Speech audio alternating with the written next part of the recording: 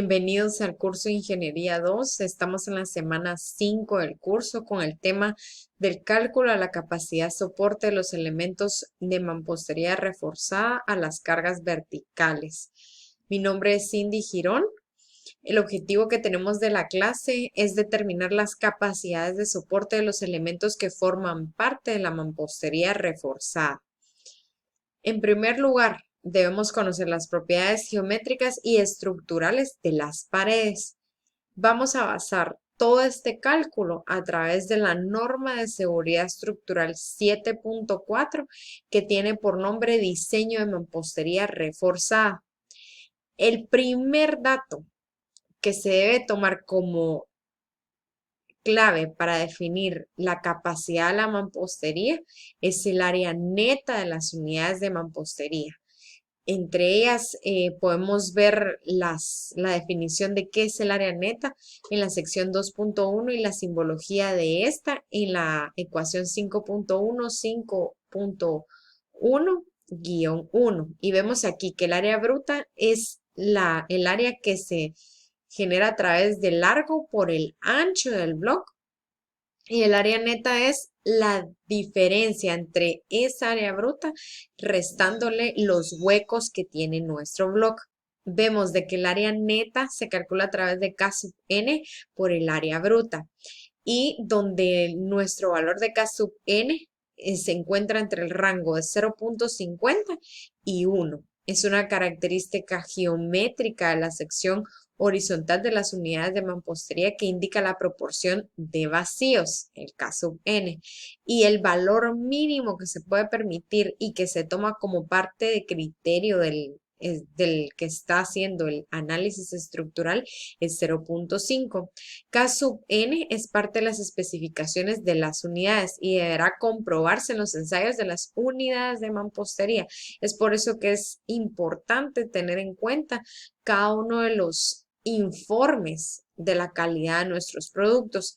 Como segunda instancia, nosotros tenemos para poder definir la resistencia de nuestra mampostería, que si la unidad que nosotros estamos utilizando tiene un área de celdas vacías menor o igual al 25% del área bruta de la unidad, el área neta se tomará igual al área bruta y K sub n igual a 1.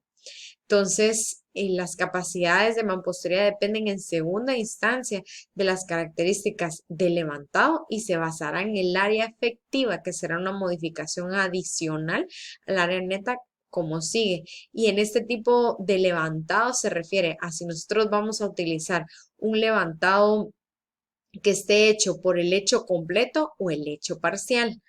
Y si recuerdan, hemos visto con anterioridad que el hecho completo depende si nosotros vamos a utilizar mortero en toda el área que sería neta de nuestro bloque o en un lecho parcial que solo considera mortero a sus laterales. Entonces tenemos que el área efectiva en este caso va a estar calculada por K sub E, que dependerá de la forma de colocar el lecho, como mirábamos, y que varía entre un valor y otro. Y cuando se utilice lo que es un levantado del hecho completo, vamos a considerar de que K sub E es igual a K sub N, que son los datos que vimos en el inciso A de la norma. También vemos de que cuando se opte por utilizar un levantado parcial, el área efectiva se va a estimar calculando el área de contacto y K sub E será el resultado de dividir el área de contacto entre el área bruta. Entonces, también otro de los datos que podemos verificar para que estos datos estén correctos es de que K sub E va a ser menor a K sub N.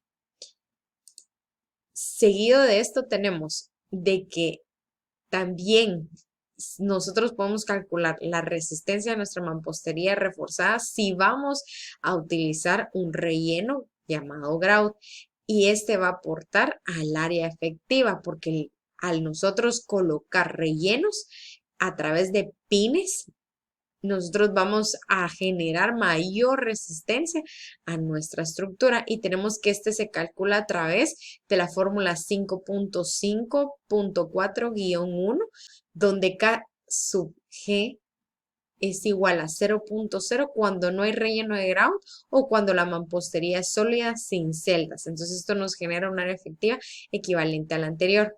Tenemos que K sub G va a ser mayor a 0 cuando el relleno de grout llena sistemáticamente cada 3 o cada 2 celdas de la mampostería hueca. Tenemos también de que K sub G va a ser mayor a 0 cuando aplica casos de sogas dobles con núcleo intermedio de grout.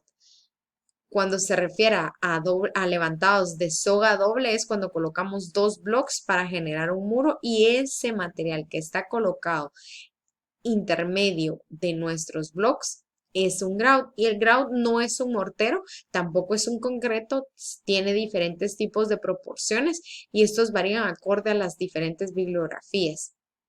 Tenemos que N sub G es la relación de módulos elásticos entre el grout y el levantado. En general podrá suponerse que N sub G es igual a 1, a menos que se aplique la sección 5.6.2 del inciso F que vamos a ver más adelante. Tenemos que la capacidad de las paredes de mampostería se pueden calcular a través del método de diseño por resistencia y estos están dados en el capítulo 8 de la NSE2. Las paredes se diseñan estructuralmente por el método de resistencia en la cual se comparan demandas de carga mayorada con capacidades al límite elástico de la mampostería. Y es a través de un incremento en las cargas que podemos ver en la norma mencionada anteriormente, que es la 2 en el capítulo 8, donde nos indica qué cargas pueden ser y qué cargas no pueden ser incrementadas. Tenemos también este método de diseño por resistencia, toma a las capacidades nominales de la mampostería una aplicación del factor de reducción para tomar en cuenta incertidumbres de reducción. Asimismo, como encontramos el incremento, podemos encontrar cargas que pueden ser reducidas y están dadas en el capítulo de la NS2, en el capítulo 8. También, a menos de que se determine con pruebas calificadas con base en las normas COANOR, deberán utilizarse valores estipulados en nuestra resistencia en la mampostería. Esto es para determinar las capacidades de las paredes y soportes de mampostería con refuerzo. Tenemos también de que pueden aplicarse factores de reducción, que son las capacidades nominales de diseño, que van a ser reducidas en atención a las incertidumbres de desempeño de la mampostería sujetas a diferentes tipos de esfuerzos.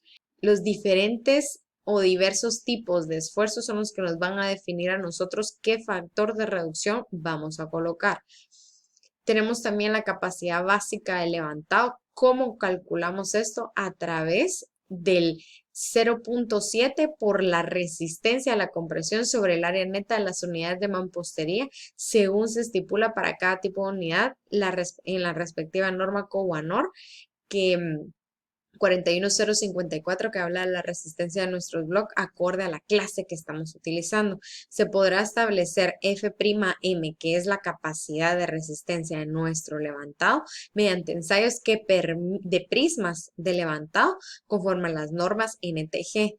Se hacen diferentes tipos de ensayo, ya sea compresión o flexión, que nos dan a conocer qué capacidad tenemos. Si nosotros no queremos calcularlo, podemos hacerlo a través de ensayos. Entonces, para el diseño de mampostería de concreto y ladrillo a falta de ensayos de prismas hechos en condiciones de obra, nosotros venimos y lo calculamos con la fórmula que tenemos acá.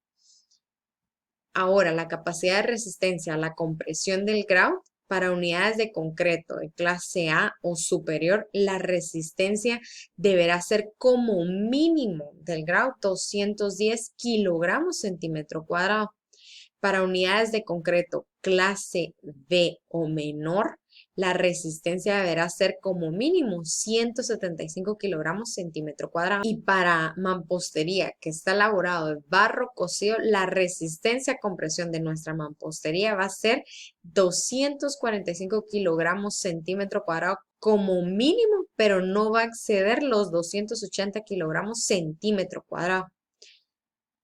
La capacidad nominal axial de los puntales, o en este caso de algunas columnas, aisladas o conectadas a la estructura de modo que recolectan menos del 4% del cortante del piso, se puede calcular a través de la fórmula que tenemos acá, que debe ser mayor o igual a la carga última que se genera en las columnas dividido el factor de reducción. Tenemos que en esta carga, en el cálculo de esta carga, se considera el área gruesa, que es la base por el ancho que tenemos de nuestra columna, por el factor 0.3, por el F'C, que es la resistencia de nuestro concreto, más los 0.50 del área de acero que tenemos por Fy,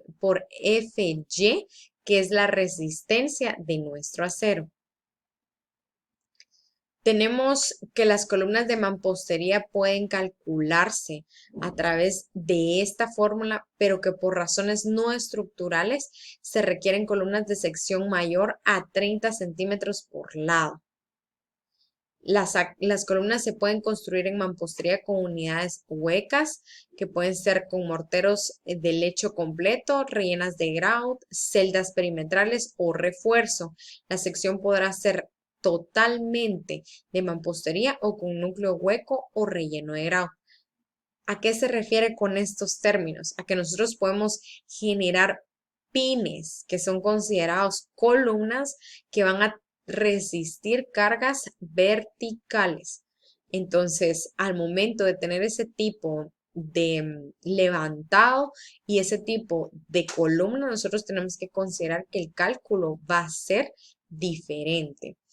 Tenemos de que estas columnas de mampostería van a estar sujetas a las mismas limitaciones que las columnas de concreto del inciso 7.2.1 que vimos anteriormente, y que la capacidad de carga axial va a ser calculada con la misma fórmula, a excepción de que vamos a utilizar el área efectiva con el factor 0.2 y el F'M contrario al F'C del concreto. Aquí vamos a utilizar esos valores que varían solamente.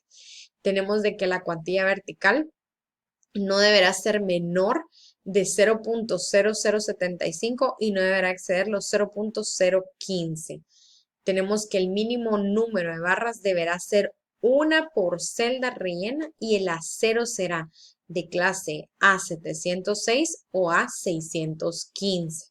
Los estribos podrán ser estipulados como la clasificación A 1064 de 6.3 milímetros de diámetro o mayores, separados a cada hilada de bloc o doble hilada de ladrillo sin exceder los 20 centímetros. Esto es, si los estribos van a ser de esa clasificación. Ahora pasemos a nuestras preguntas para estudio.